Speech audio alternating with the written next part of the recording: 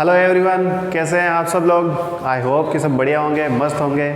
और अभी अभी हमने क्रैश कोर्स जो है मतलब पॉलिटिकल साइंस का स्टार्ट किया ही है, तो आपने ज़्यादा से ज़्यादा अपने फ्रेंड्स को ये शेयर किया होगा। देखो, मेरी इस कोर्स में यही कोशिश है कि बिल्कुल कम टाइम में पूरा का पूरा पॉलिटिकल साइंस का कोर्स करवाया जाए और वही बातें की जाए जो एग्ज़ाम में पूछी जाती है या एग्ज़ाम में पूछे जाने की संभावना रहती है। बाकी मेरा कोई उद्देश्य नहीं है कि 100-150 क्लास आपको मैं दे दूं और आप वो देख ही नहीं पाओ और मतलब उसका कोई रिजल्ट ना निकले। मेरी कोशिश यही है कि 30 से 40 क्लासेज में इस पॉलिटी को ख़त्म किया जाए, टू द पॉइंट बात की जाए और वही बात की जाए जो कि एग्ज़ाम में आएगी। उसके अलावा एक भी पॉइंट एक्स्ट्रा नहीं लिखवाऊंगा। और दूसरी कोशिश ये भी रहेगी कि मेरी क्लास जो है 45 मिनट मैक्सिमम रहेगी, उससे कम ही रखने की मैं कोशिश करूँगा। मेरी कोशिश ये है कि 45 मिनट में क्लास हो जाए, बस इससे ज़्यादा 1 मिनट भी ना लगे। कुछ क्लासें 30 मिनट की भी हो सकती है। तो क्लास को शुरू करते हैं। कल मैंने थोड़ा बहुत इंट्रो बताया था कि किस तरीके से अंग्रेज जो है भारत में आए। देखो, दो चीज़ें होती है, पॉलिटिकल साइंस और एक है हिस्ट्री। यहाँ पर दोनों पैरेलल चल रही है।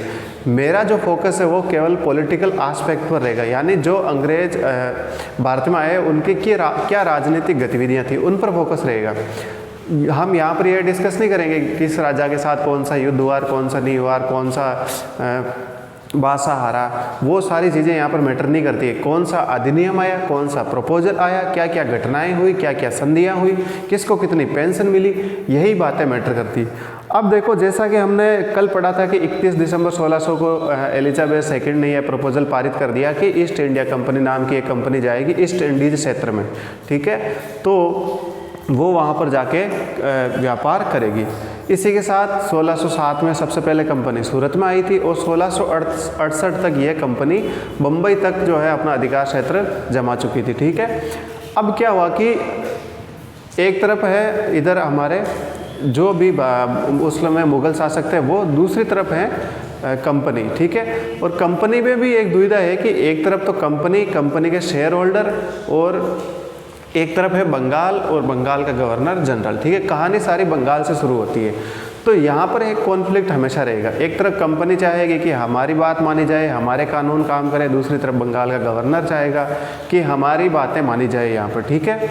तो अब ऐसी स्थिति में क्या होता है कि जो ब्रिटेन की पार्लियामेंट है वो अलग अलग एक्ट लेके आएगी, अधिनियम लेके आएगी और अलग अलग टाइम पीरियड के दौरान। और इन सभी अधिनियम को हम पढ़ेंगे और यही अधिनियम भारतीय संविधान के विकास में महत्वपूर्ण भूमिका निभाते हैं। इसी संवैधानिक विकास को अधिनियम के तौर पर हम 2 चरणों में विभाजित करते हैं। कितने चरणों में? 2 चरणों में। तो ये जो संवैधानिक विकास के चरण हैं, अगर हम इसको मोटा मोटी समझना चाहें तो इसके साथियों 2 ही चरण हैं। कितने चरण हैं? मात्र 2 चरण हैं।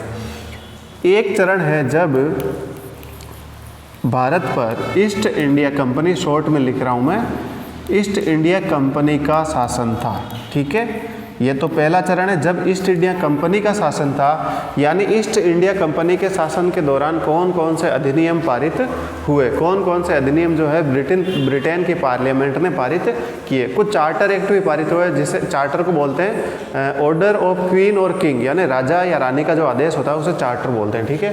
तो यहाँ पर हम सारे के सारे चार्टर अधिनियम पढ़ेंगे। कुछ अधिनियम ईस्ट इंडिया कंपनी के शासन के दौरान पारित हुए और कुछ जो है जब कंपनी का शासन भारत से ख़त्म हुआ और ब्रिटिश क्राउन का शासन स्थापित हुआ, ब्रिटिश क्राउन या ताज लिख दूँ मैं, ब्रिटिश ताज का शासन। ये 2 महत्वपूर्ण विकास के चरण हैं। आपको विशेष तौर से ध्यान रखना, अगर आप पूरे संवैधानिक विकास को यानी संविधान पूर्व की स्थिति को समझना चाहें तो हमें 2 मेजर घटनाएं देखने को मिलती है कि एक तो ईस्ट इंडिया कंपनी का शासन रहता है, उसके बाद ब्रिटिश क्राउन का, ब्रिटिश ताज का शासन रहता है। इन्हीं 2 घटनाओं के इर्द गिर्द हमारा पूरा संवैधानिक विकास घूमता है। अब मैं आपको बताना चाहूँगा कि ईस्ट इंडिया कंपनी का जो शासन है, इस यहाँ पर जो अधिनियम है वो किस टाइम पीरियड के दौरान वर्क करते हैं। तो आपको ध्यान रखना है कि कंपनी का जब शासन रहता है तो 1773 से लेके 1773 से लेके 1857, ये मेजर वो टाइम पीरियड है जब कंपनी के शासन के अधीन ब्रिटेन की पार्लियामेंट, लंदन की संसद जो है अलग अलग अधिनियम पारित करती है। फिर उसके बाद जब ब्रिटिश क्राउन, ब्रिटेन के राजा का शासन स्थापित हो जाता है तो 1858 से लेके 1947 1947 यानी भारत की आज़ादी तक के जितने भी अधिनियम हैं वो ब्रिटिश क्राउन के अंडर में इस टाइम पीरियड में अधिनियम लाए जाते हैं। ठीक है, तो ये दो ही कालखंड हैं जिन्हें हमें विशेष तौर से ध्यान रखना है। मेरी कोशिश रहेगी कि आज इस कालखंड को पूरा कर दिया जाए। ठीक है, तो अगर विकास के चरण पूछे संविधान के तो दो ही चरण हैं, एक ईस्ट इंडिया कंपनी का जब शासन था उसके अधीन पारित होने वाला अधिनियम, दूसरा ब्रिटिश ताज का जब शासन था 1858 से 1947 तक, उसके अंडर पूछे गए अधिनियम। और इन अधिनियमों से सिंगल वन लाइनर क्वेश्चन आते हैं, सीधा सीधा क्वेश्चन आता है क्या क्या परिवर्तन समय के दौरान हुए, कौन से अधिनियम में क्या चेंज हुआ, वो सीधा सीधा पूछा जाएगा। ठीक है, अभी जैसे जैसे मैं आगे पढ़ाऊंगा तो आपको और अच्छे से ये समझ में आने लग जाएगा। एक चीज़ आप समझ रहे हो, अगर आपसे कोई पूछे कि ईस्ट इंडिया कंपनी का शासन और ब्रिटिश ताज का शासन, अगर कोई जनरल क्वेश्चन पूछ ले कि सर ये कैसे हुआ, जब कंपनी शासन कर रही है तो फिर ब्रिटिश क्राउन सीधा ही भारत पर क्यों रूल करना चाहता है, इसकी सबसे बड़ी मेजर घटना है, देखो इनका टाइम पीरियड देखो लास्ट का 1857 1858। आपको याद होगा 1857 में क्रांति हुई थी। उस क्रांति के बाद ब्रिटिश क्राउन को यह समझ में आ गया था कि अगर भारत पर शासन करना है तो भारतीयों की मदद लेनी ही लेनी होगी। ठीक है, अगर भारत पर हमें शासन करना है तो भारतीयों की मदद लेनी होगी, नहीं तो व्यापार भी जाएगा और जो हमने क्षेत्र कब्जाया है वो भी चला जाएगा। तो कंपनी को हटाया और सीधा ही ब्रिटिश क्राउन का शासन चालू कर दिया गया। तो हम पहले क्रांति से पहले की घटनाएं पढ़ेंगे। अब जो है सबसे पहले जो अधिनियम आता है उस अधिनियम का नाम है साथियों रेगुलेटिंग एक्ट। क्या नाम है? Regulating act. अब ये कब आया? 1773 को आया। कब आया? 1773 को आया। ठीक है, अब इसमें क्या क्या प्रोविज़न हुए? 1773 में आया, तब इसमें क्या क्या प्रोविज़न हुए ये हम देखेंगे अगली स्लाइड में। चलो, तो रेगुलेटिंग एक्ट जो है मैं वापस यहाँ पर लिख देता हूँ। ये कलर दिख रहा है इसमें? हेलो, ये कलर आ रहा है येलो एकदम? ठीक है। जो रेगुलेटिंग एक्ट है ये आया था साथियों 1773 में। ठीक है, रेगुलेटिंग एक्ट में ये प्रावधान किया गया, देखो कंपनी के टोटल 217 शेयर होल्डर थे। ठीक है, उनमें से 24 को मिलाकर एक बोर्ड ऑफ डायरेक्टर बिठाया गया, निदेशक मंडल बिठाया गया। लेकिन अब प्रशासनिक कार्यों को संभालने के लिए, कंपनी के प्रशासनिक कार्यों को देखने के लिए यहाँ पर जो है बंगाल का जो गवर्नर था, ठीक है, अब ये इतिहास की घटनाएं हैं, मैं उनका ज़्यादा जिक्र यहाँ पर नहीं करूँगा। बंगाल का जो गवर्नर है उसको क्या बना दिया गया साथियों? बंगाल के गवर्नर को बना दिया गया बंगाल का गवर्नर जनरल। क्या बना दिया गया? Governor general. ठीक है, गवर्नर जनरल। और बंगाल के जो प्रथम गवर्नर जनरल थे, अब मैं गवर्नर जनरल को शॉर्ट में लिखूंगा। ठीक है, गवर्नर जनरल प्रथम बंगाल के थे, वो कौन थे? Lord Warren Hastings. ठीक है, इन शख्स का नाम याद रखना आप, सीधा सीधा पूछा जाएगा कि बंगाल के प्रथम गवर्नर जनरल कौन है, तो आपको यहाँ पर बताना है कि लॉर्ड वॉरेन हेस्टिंग्स। ठीक है, ये नाम आपको ध्यान रखना, लॉर्ड वॉरेन हेस्टिंग बंगाल के प्रथम गवर्नर जनरल थे। अब जब गवर्नर जनरल होगा तो गवर्नर जनरल की इन्होंने क्या की? ब्रिटिश पार्लियामेंट ने एक काउंसिल बना दी। ठीक है, क्या बना दी? काउंसिल। अब इस काउंसिल में कितने मेंबर होंगे? तो 4 मेंबर इसमें रखे गए। ठीक है, ये दूसरा पॉइंट आपसे पूछा जा सकता है कि रेगुलेटिंग एक्ट के समय गवर्नर की काउंसिल में कितने सदस्य होते थे, कितने मेंबर होते थे? तो 4 मेंबर। और बंगाल के गवर्नर जनरल के पद का नाम अब बंगाल का गवर्नर का गवर्नर जनरल कर दिया गया। और प्रथम कौन थे? तो आपको बताना है लॉर्ड वॉरेन हेस्टिंग। तो ये प्रावधान इसमें किया गया।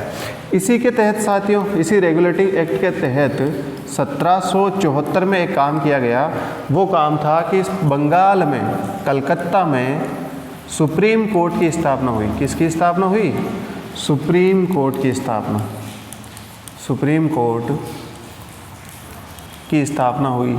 ठीक है, और प्रथम जो मुख्य न्यायाधीश थे वो कौन थे? तो आपको नाम याद रखना है, sir Elijah Impey. Sir Elijah Impey. तो ये हैं प्रथम मुख्य न्यायाधीश। कौन है? प्रथम मुख्य न्यायाधीश, नीचे लिख देता हूँ मैं, प्रथम मुख्य न्यायाधीश। यह है प्रथम मुख्य न्यायाधीश सर एलिजे इम्पे, ठीक है। तो इनका नाम याद रखना। कब हुई? 1774 में कलकत्ता में सुप्रीम कोर्ट की स्थापना की थी इसी रेगुलेटिंग एक्ट के तहत। तो 3 मेजर पॉइंट पढ़ लिए। एक और इम्पोर्टेंट पॉइंट मैं आपको बताना चाहूँगा कि यहाँ पर जो गवर्नर की काउंसिल है कोई भी कानून बनाएगी तो उसे सुप्रीम कोर्ट में रजिस्ट्रेशन करवाना होगा। देखो कितना बड़ा कॉन्फ्लिक्ट है कि गवर्नर और उसकी काउंसिल मिलकर कोई भी कानून बनाती है तो उसे सुप्रीम कोर्ट में रजिस्ट्रेशन करवाना होगा, ठीक है। तो अब यहाँ पर क्या है कि शक्तियों का बंटवारा है और आपसे टकराव है, ठीक है। कानून ये बना रहे और उसका परीक्षण सुप्रीम कोर्ट कर रहा है। अब सुप्रीम कोर्ट ने अनुमति नहीं दी तो कानून खारिज हो जाएगा। तो ये कॉन्फ्लिक्ट हुआ इसमें, और ऐसे ही करके नया एक्ट आएगा, देखना आप। तो क्या हुआ, काउंसिल अगर कोई भी एक्ट बनाती है तो यहाँ पर आप शॉर्ट में लिख लो, लॉ का सुप्रीम कोर्ट में registration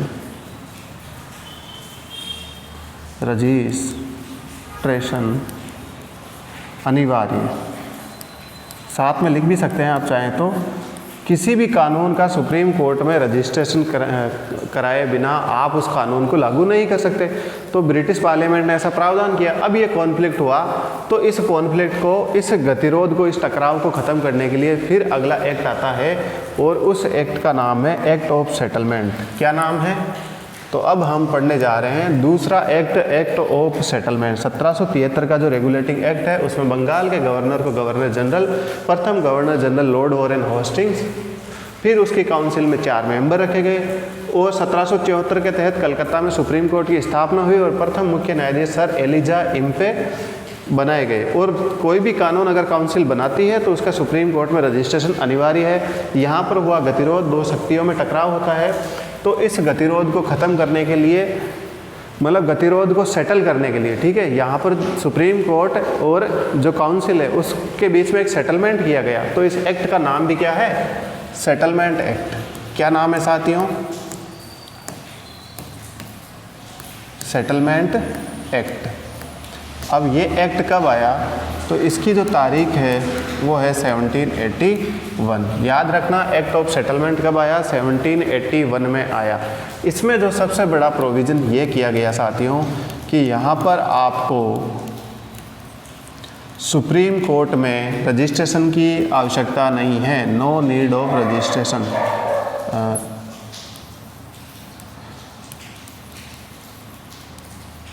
no need of registration, यानी किसी भी कानून की अब आपको सुप्रीम कोर्ट में रजिस्ट्रेशन की आवश्यकता नहीं है।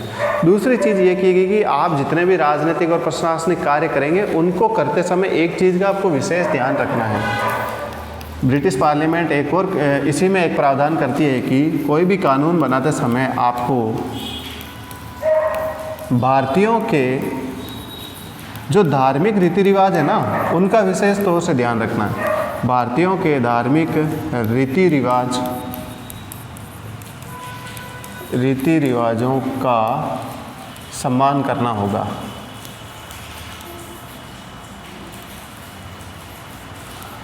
सम्मान करना होगा। ये 2 मेजर प्रावधान एक्ट ऑफ सेटलमेंट में किया गया। देखिए, अंग्रेज़ों को ये पहले से पता है कि अगर हिंदुस्तान में अपन को बिजनेस करना है, कंपनी को विस्तार करना है, तो आप किसी की भी धार्मिक भावनाओं को ठेस पहुंचा के आप वहां पर ज़्यादा लंबे समय तक काम नहीं कर पाओगे। आप बाहर से कंपनी ले आ सकते हो, उसमें इन्वेस्ट करने वाले लोग ले आ सकते हो। आप ब्रिटेन की संसद से ऋण भी ले लेते हो, लोन ले लेते हो 1.6 मिलियन पाउंड का। उन सब के बावजूद भी अगर आपको लंबे समय तक काम करना है तो एक चीज़ फिक्स है कि कारीगर तो यहीं के होंगे, मजदूर तो यहीं के होंगे, ठीक है। और अगर आप उनकी धार्मिक भावनाओं को ठेस पहुंचाते तो ये लंबे समय तक नहीं होगा। तो देखो आप, इंग्लैंड की जो पार्लियामेंट है उसने कितनी जल्दी समझ लिया कि दूसरे ही अधिनियम में ये प्रावधान कर दिया गया आपको भारतीयों के धार्मिक रीति रिवाजों को सम्मान करना होगा। और अब जो है सुप्रीम कोर्ट में पहले रजिस्ट्रेशन की आवश्यकता होती थी कोई भी कानून बनाने पर, अब वो रजिस्ट्रेशन की आवश्यकता इस प्रावधान के तहत ख़त्म कर दी गई। तो 2 एक्ट पढ़ लिए हैं, act of regulating act, act of settlement 1781। इसके बाद इसमें सुधार के लिए तीसरा एक्ट आता है और उस एक्ट का नाम है पिट्स इंडिया एक्ट। तीसरे जो एक्ट आया है उसका नाम है साथियों पिट्स इंडिया एक्ट, ठीक है। और ये आता है 1784 में। ये जो एक्ट है वो आता है 1784 में। अब देखो इस एक्ट को अगर आपको याद रखना तो बहुत ही सिंपल है। पिट्स इंडिया एक्ट से आपको नाम याद रखना है कि ये जो पिट्स है ना, इनका पूरा नाम है विलियम पिट। क्या नाम है? विलियम पिट। और ये पिट कौन है? ये पिट हैं इंग्लैंड के प्राइम मिनिस्टर उस समय के, ठीक है। ये हैं यूके के पीएम। तो उस समय ये इंग्लैंड के प्राइम मिनिस्टर थे। इन्होंने कुछ ऐसे संशोधन किए, ऐसे प्रावधान किए इस एक्ट के अंदर ताकि जो है गवर्नर वो अपना काम अच्छे से कर सके, कंपनी भी अपना काम अच्छे से कर सके, ठीक है। तो इन दोनों में आपस में कोई टकराव ना हो। अभी हमने पहले देखा कि कंपनी और गवर्नर में टकराव है, लेकिन सुप्रीम कोर्ट और गवर्नर की काउंसिल का टकराव ख़त्म कर दिया गया है। लेकिन इन दोनों के बीच कोई गतिरोध ना हो तो पिट्स जो है उस समय एक प्रावधान करते हैं कि जो कंपनी के व्यापारिक मामले हैं और कंपनी के राजनीतिक मामले हैं इनको अलग अलग कर दिया जाए। तो देखो कंपनी के थे टोटल ईस्ट इंडिया कंपनी के 217 शेयर होल्डर्स, उनमें से 24 शेयर होल्डर्स का एक समूह बनाया गया और उसे कहा गया board of director, court of director. तो पिट्स क्या करते हैं? एक तो बनाते हैं कोर्ट ऑफ डायरेक्टर्स।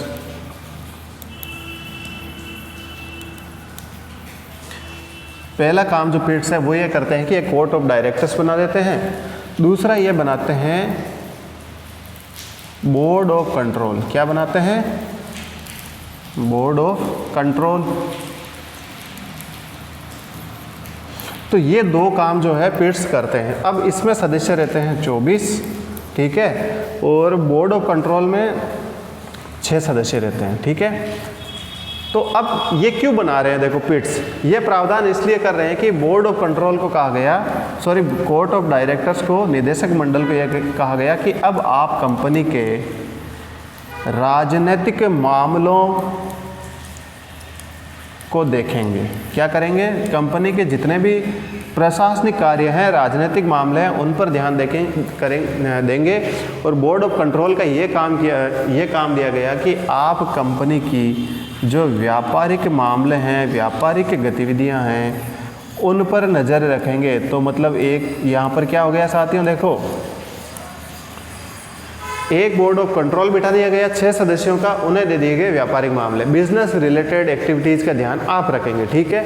और एक कोर्ट ऑफ डायरेक्टर सही है 24 सदस्यों का, उसको कहा गया कि आप राजनीतिक मामले देखिए, आप राजनीति से, प्रशासन से संबंधित जितने भी मामले हैं उनका ध्यान आप रखेंगे।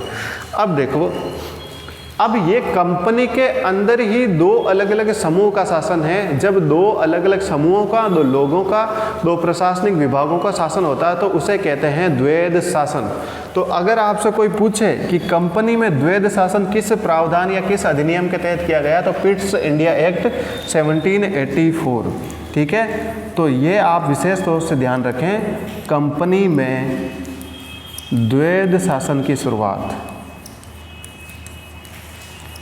द्वैध शासन की शुरुआत किस एक्ट के थ्रू हुई? Pitt's India act 1784, Pitt's India अधिनियम, पिट्स भारत अधिनियम 1784 में इसकी शुरुआत हुई। और इंग्लिश में द्वैध शासन को साथियों कहते हैं डायआर्की। क्या कहते हैं? डायआर्की। तो मैं जब भी बोलूँगा तो यही बोलूँगा कि अब डायआर्की प्रांत में है, अब राज्य में है, अब केंद्र में है, ठीक है। तो डायआर्की की शुरुआत सबसे पहले कंपनी में होती है। कहाँ पर होती है? कंपनी में होती है। कब होती है? पिट्स इंडिया एक्ट 1784 के तहत। अब पिट्स महोदय एक और प्रावधान करते हैं गवर्नर जनरल की काउंसिल में। जैसे कि मैंने बताया आपको कि गवर्नर जनरल और उसका एक होता है, उसकी एक काउंसिल होती है, ठीक है। गवर्नर जनरल प्लस उसकी जो काउंसिल है उसमें अब 4 की जगह 3 सदस्य कर दिए पिट्स महोदय ने। कितने कर दिए? 4 की जगह 3 सदस्य कर दिए। और ये कुछ मेजर प्रावधान जो है किसने किए? पिट्स, उस समय यूके के प्राइम मिनिस्टर थे, उन्होंने एक एक्ट बनाया, पिट्स इंडिया एक्ट, ठीक है, और उसके तहत ये चेंजेस किए। तो आपको याद रखना है कि गवर्नर जनरल की काउंसिल में 4 की जगह कितने मेंबर कर दिए? 3 मेंबर कर दिए। उसके अलावा कोर्ट ऑफ डायरेक्टर्स और बोर्ड ऑफ कंट्रोल बिठाए गए, जिनमें कोर्ट ऑफ डायरेक्टर्स में 24 सदस्य हैं और बोर्ड ऑफ कंट्रोल में 6 सदस्य हैं, ठीक है। एक राजनीतिक मामले देखेंगे, दूसरा है व्यापारिक मामले देखेंगे। कंपनी में द्वैध शासन की शुरुआत हो जाती है, ठीक है। 3 अपन ने विशेष एक्ट देख लिए हैं, अब हम 3 चार्टर एक्ट देखेंगे। क्या देखेंगे? 3 चार्टर एक्ट देखेंगे। सबसे पहला महत्वपूर्ण चार्टर एक्ट जो आता है वो आता है 1813 में, ठीक है, और उसे कहते हैं चार्टर एक्ट। क्या कहते हैं? Charter act 1813। तो 1813 का जो चार्टर एक्ट है वो हम पढ़ने जा रहे हैं, ठीक है। अब 1813 के चार्टर एक्ट की कुछ बातें आपको विशेष तौर से ध्यान रखनी। देखो, कंपनी व्यापार कर रही है तो उसे ब्रिटेन की संसद की अनुमति चाहिए, और ब्रिटेन की संसद समय समय पर उसे अनुमति देती रहती है। 1813 में ब्रिटेन ने क्या किया? ब्रिटिश पार्लियामेंट ने ये किया कि जो कंपनी है उसको 20 वर्ष की व्यापारिक छूट दी गई। क्या दी गई? व्यापारिक छूट दी गई, ठीक है, व्यापारिक छूट दी गई। उसके साथ एक और काम किया गया, मैं इसी में ऐड कर रहा हूँ। कंपनी को कहा कि अब आप 20 साल और व्यापार कर सकते हो भारत में, ठीक है। इस एक्ट के तहत वह एकाधिकार समाप्त, कंपनी का जो व्यापारिक एकाधिकार है ना, उसे कर दिया गया समाप्त। व्यापारिक एकाधिकार इसलिए समाप्त किया गया कि अब कंपनी की मोनोपोली ना बनी रहे, एक अकेली कंपनी पूरे भारत पर व्यापार ना कर सके। वह एकाधिकार तो समाप्त किया, लेकिन 2 जगह कंपनी का एकाधिकार अभी भी बना रहा। वो कहाँ का बना रहा? एक तो भारत में जो चाय उत्पादन है उस पर पूरा का पूरा शासन, कंट्रोल कंपनी का रहेगा, और दूसरा चीन से जितना भी उत्पादन होता है, ठीक है, इन पर भी एकाधिकार किसका है? ईस्ट इंडिया कंपनी का है। तो ये प्रावधान 1813 में किया गया कि 20 वर्ष की व्यापारिक छूट तो हम आपको दे रहे हैं, इसके साथ ही एकाधिकार भी समाप्त कर रहे हैं, लेकिन चाय व चीन के साथ जो है आपका व्यापारिक एकाधिकार बना रहेगा, ठीक है। ये आपको विशेष रूप से ये प्रावधान ध्यान रखना, चार्टर एक्ट 1813 में ये प्रावधान किया गया था, ठीक है। दूसरी 2 प्रावधान आपको ये ध्यान रखना साथियों कि अब देखो, अब अंग्रेज़ों को भारत में आया 1600 से लेकर 1800 200 साल हो गए, लगभग 213 साल। 1607 में ये आए थे, यहाँ 1813, लगभग 200 से ज़्यादा साल हो गए। अब कंपनी को ये लगने लगा कि केवल व्यापार से काम नहीं बनेगा, अगर हमें और ज़्यादा लंबे समय तक यहाँ पर कुछ करना है तो हमें अपने धर्म का यहाँ पर प्रचार प्रसार करना होगा। तो इसमें एक प्रावधान ये किया जाता है चार्टर एक्ट में कि ईसाई जो मिशनरीज होते हैं ना, ईसाई मिशनरियों को धर्म प्रचार की आज्ञा दी गई, छूट दी गई, ठीक है। ईसाई मिशनरियों को धर्म प्रचार की छूट की अनुमति, ठीक है। अब जो है ईसाई मिशनरीज यहाँ पर हिंदुस्तान में ईसाई धर्म का प्रचार प्रसार कर सकते हैं, ये प्रावधान इसमें किया गया। अब आप एक बात बताओ कि धर्म प्रचार फ्री में तो होगा नहीं, तो एक इनडायरेक्टली एक और प्रावधान किया गया, वो ये कि भारतीयों की शिक्षा पर क्या करेंगे? भारतीयों की जो शिक्षा है, भारतीयों की शिक्षा पर 1 लाख रुपए सालाना खर्च करेंगे। क्या करेंगे? 1 लाख रुपए सालाना खर्च करेंगे। एक्चुअल में इसका मतलब यह है कि ईसाई धर्म के प्रचार करने के लिए ये 1 लाख रुपए दिए जा रहे हैं। इनडायरेक्टली यहाँ पर लिख दिया गया कि भारतीयों की शिक्षा पर 1 लाख रुपए सालाना खर्च करेंगे, ठीक है।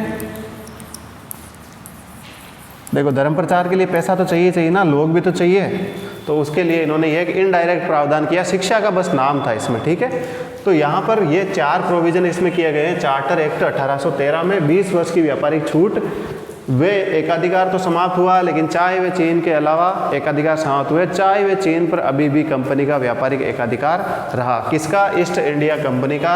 उसके अलावा ईसाई मिशनरीज को धर्म प्रचार की यहाँ पर छूट मिल गई और उस धर्म प्रचार के लिए 1 लाख रुपए सालाना मिलते थे। प्रोविज़न ये किया गया कि भारतीयों की शिक्षा पर हम 1 लाख रुपए खर्च करेंगे, मतलब ईसाई स्कूल बनाएंगे, उनमें ईसाई शिक्षा होगी, तो ऑटोमेटिक ईसाइयों का जो धर्म प्रचार है वो होना ही होना है।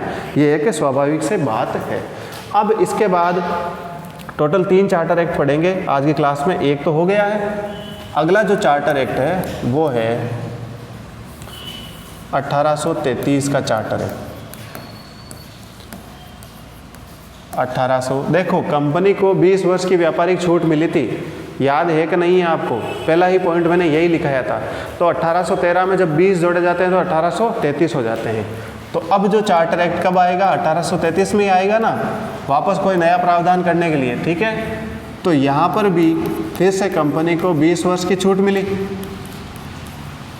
कंपनी को 20 वर्ष की छूट मिली।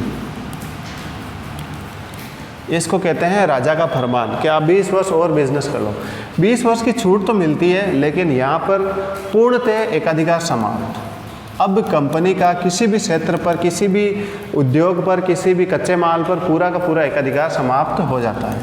तो यहाँ पर कंपनी का एकाधिकार क्या हो जाता है? ईस्ट इंडिया कंपनी का समाप्त हो जाता है, पूर्णतः एकाधिकार समाप्त। अब आपने पिट्स इंडिया एक्ट पढ़ा होगा। पिट्स इंडिया एक्ट में मैंने एक बात बताई थी आपको कि वहाँ पर गवर्नर जनरल की काउंसिल में से एक मेंबर को हटाया गया। गवर्नर जनरल की काउंसिल में 3 ही मेंबर बचे थे, ठीक है। यहाँ पर क्या किया, जो बंगाल का गवर्नर जनरल था ना, उसको बना दिया गया क्या? बंगाल का जो गवर्नर जनरल है, बंगाल का गवर्नर जनरल, इसको बना दिया गया भारत का गवर्नर जनरल। क्या बना दिया गया? भारत का गवर्नर जनरल। और प्रथम कौन थे? तो यहाँ कॉर्नर में लिख रहा हूँ, Lord William Bentinck. Lord William Bentinck. और जो पिट्स ने काम किया, गवर्नर जनरल की काउंसिल के अंदर 3 ही मेंबर रखे थे। तो यहाँ पर जो है इस एक्ट के थ्रू गवर्नर जनरल जो है, अब इंडिया के गवर्नर जनरल है, कौन है? Lord William Bentinck. इनकी काउंसिल में 3 सदस्य तो थे, एक सदस्य और ऐड कर दिया गया। और ये जो सदस्य होगा, ये क्या होगा? लॉ मेंबर होगा। क्या होगा? लॉ का मेंबर होगा, यानी ये कानून का विधि सदस्य होगा। और इसी एक सदस्य के अधीन विधि आयोग की स्थापना हुई। तो भारत में पहली बार विधि आयोग की स्थापना हो रही है, ठीक है। किस एक्ट के अंदर ये प्रावधान है? चार्टर एक्ट 1833 में विधि आयोग की स्थापना हुई। और इस विधि आयोग के जो प्रथम अध्यक्ष हैं, इस विधि आयोग के प्रथम अध्यक्ष आपको ध्यान रखना है, कौन है? Lord Macaulay. कौन है? Lord Macaulay. बहुत सारे एग्जाम में बहुत बार पूछा गया है कि प्रथम विधि आयोग के अध्यक्ष कौन है, तो आपको ध्यान रखना है कि कौन है? Lord Macaulay. लॉर्ड मैकाले इसके प्रथम अध्यक्ष बनाए गए विधि आयोग के। और गवर्नर जनरल की काउंसिल में एक लॉ मेंबर भी रखा गया। अब वापस से 4 मेंबर हो गए यहाँ पर, लेकिन ये जो है ना, स्थायी सदस्य नहीं है, पूर्ण सदस्य नहीं है, ठीक है। तो कौन कौन से प्रावधान को देखो, चार्टर एक्ट 1833 में 20 वर्ष की कंपनी को छूट दी गई, पूर्णतः व्यापारिक एकाधिकार जो है वो समाप्त कर दिया गया। बंगाल के गवर्नर जनरल को भारत का गवर्नर जनरल बनाया गया, लॉर्ड विलियम बेंटिक इसमें सबसे पहले बनाए गए। फिर है कि गवर्नर जनरल की काउंसिल में 3 सदस्य, एक लॉ मेंबर रखा गया, ठीक है। ये प्रावधान इसमें किए गए। अब ये एक्ट बहुत ज़्यादा महत्वपूर्ण है, क्योंकि यहाँ पर जो है अब भारतीयों की जो कुरीतियाँ हैं उन पर भी जो है ख़त्म करने का काम किया गया। जैसे कि दास प्रथा का उन्मूलन, इसी एक्ट के थ्रू दास प्रथा का उन्मूलन किया गया, दास प्रथा को ख़त्म कर दिया गया। और सिविल सेवाओं में चयन की जो प्रतियोगिता है उसका प्रारंभ कर दिया गया। क्या किया गया? एक तो दास प्रथा को समाप्त किया गया, और जो सिविल सेवक हैं उनके लिए प्रतियोगी परीक्षा का प्रारंभ हुआ। सिविल सेवकों के जो चयन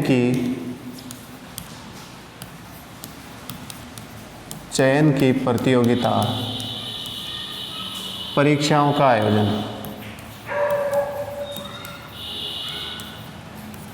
परीक्षाओं का आयोजन।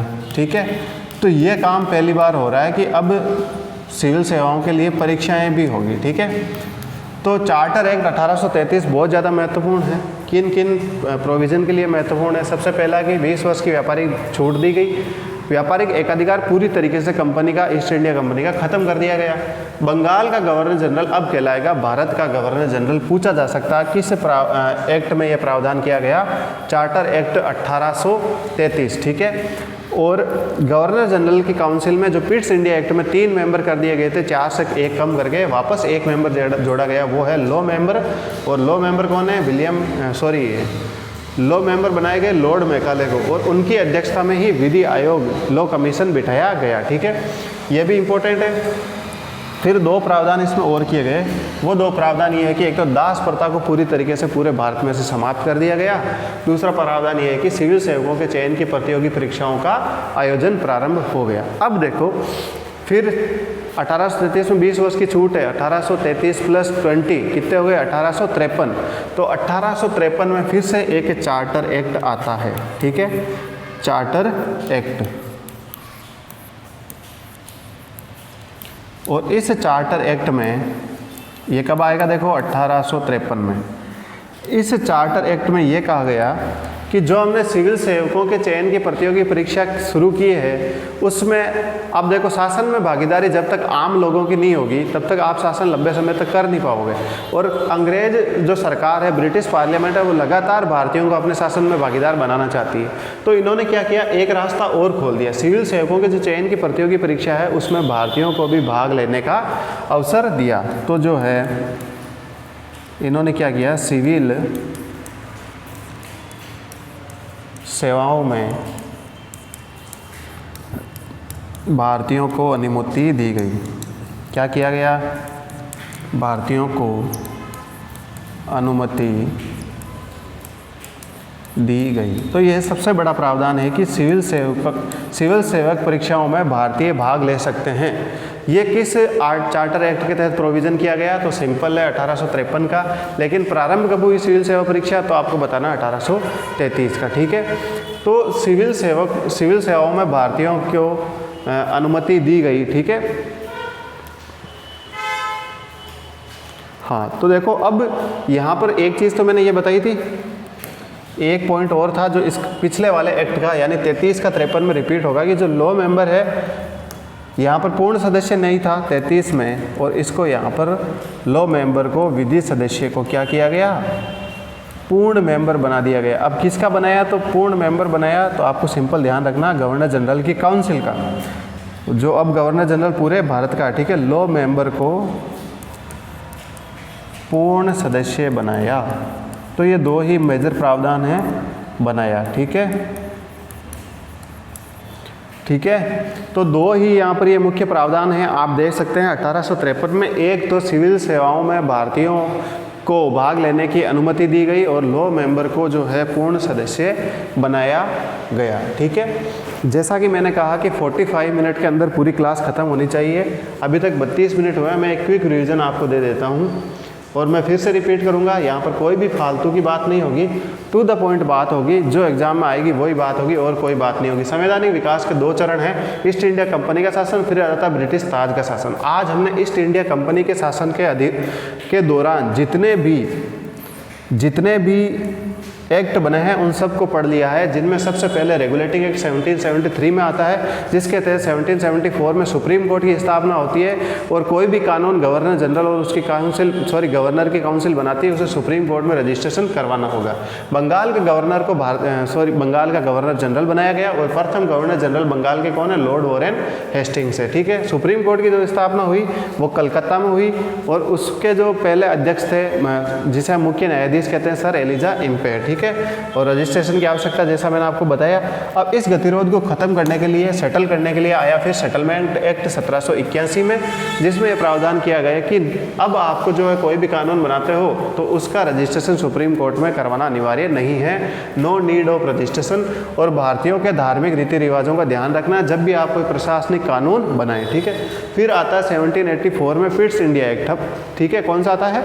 Pitt's India act. Pitt's India act उस समय यूके के प्राइम मिनिस्टर थे विलियम पिट, उनके नाम पर रखा गया।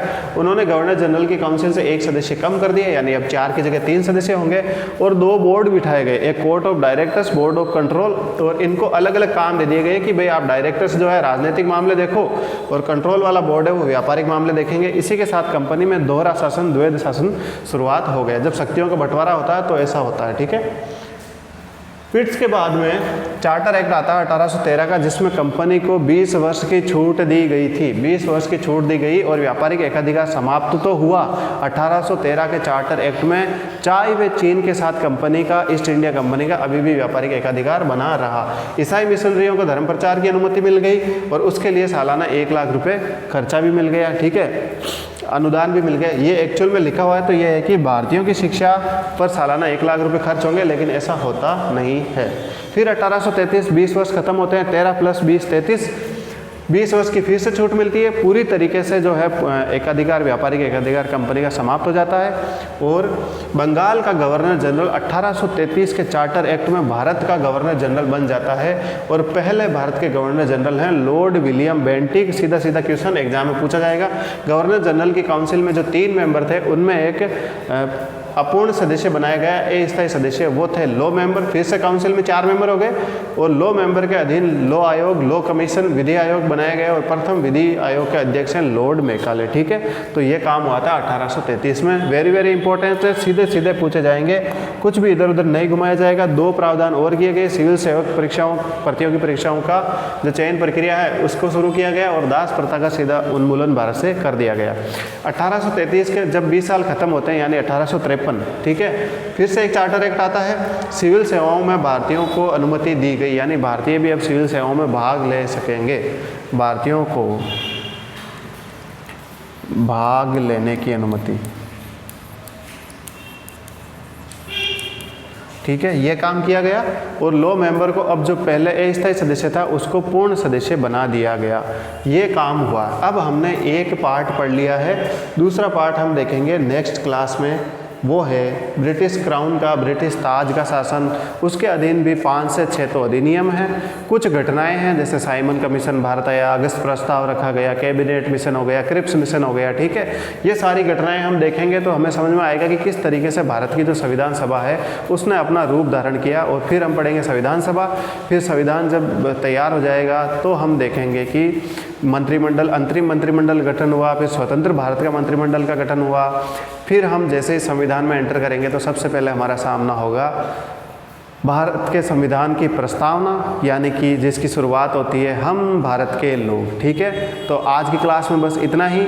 हम देखेंगे अगली क्लास में ब्रिटिश ताज का शासन, जिसके अधीन जितने भी अधिनियम पारित होते हैं वो। आपको समझना होगा कि ब्रिटिश ताज का शासन क्यों हो रहा है, क्योंकि 1857 में क्रांति हो गई थी, और इस क्रांति के जवाब में ब्रिटेन का जो क्राउन है वो ये डिसीजन लेता है कि अब जो है सीधा हम ही भारत पर शासन करेंगे, अब कंपनी यहाँ से ख़त्म होने वाली है। तो जय हिंद साथियों, कैसी लगी आपको क्लास? मुझे लगता है कि ये क्लास बहुत अच्छी गई है। अगली क्लास इससे भी अच्छी होगी। आपने साथियों के साथ ये वीडियो ज़रूर शेयर करें, पसंद आया तो लाइक करें, कुछ नहीं समझ में आया तो आप ज़रूर कमेंट करें, और सब्सक्राइब करना ना भूलें, प्लीज़ प्लीज़ प्लीज़। बहुत बहुत धन्यवाद। जय हिंद। मिलते हैं अगले सेशन में।